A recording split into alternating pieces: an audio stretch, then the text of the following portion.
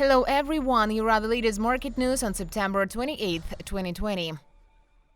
Trump and Biden could shake the market.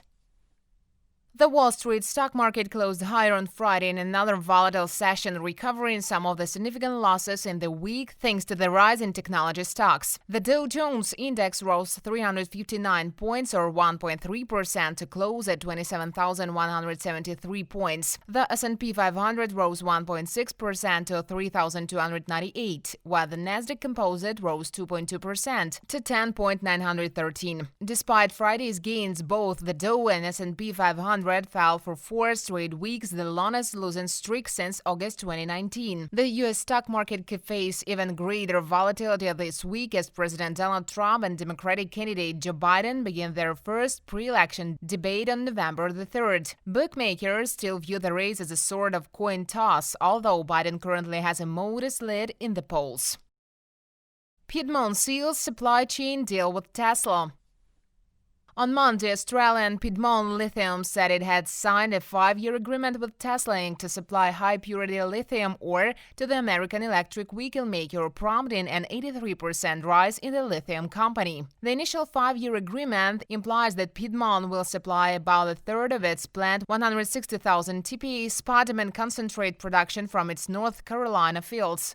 Both companies have the option to extend the deal for another 5 years. According to the Australian company, the deal will depend on the agreement of both companies to begin deliveries between July 2022 and July 2023. Piedmont said in a statement that the agreement marked the beginning of the first lithium supply chain in the United States and that negotiations for other sales agreements are ongoing. The Australian mining company's shares peaked since May 2007.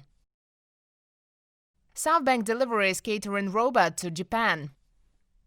On Monday, SoftBank's robotics arm said it would deliver a catering robot developed by California-based Bear Robotics to Japan, while restaurants grapple with labor shortages and seek to enforce social distancing during the COVID-19 pandemic. The survey robot, which has multiple layers of pallets and it's equipped with 3D cameras and sensors for navigation, will launch in January, SoftBank Group Corp reported. Survey has been tested by Japanese restaurant operators, including 7&i Holdings, at its Denny's at the sector grapples with an aging workforce and escalating labor shortages.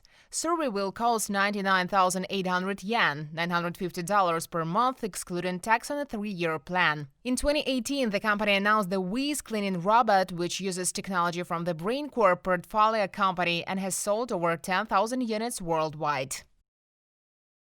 BMW and GAC forecast China sales surge.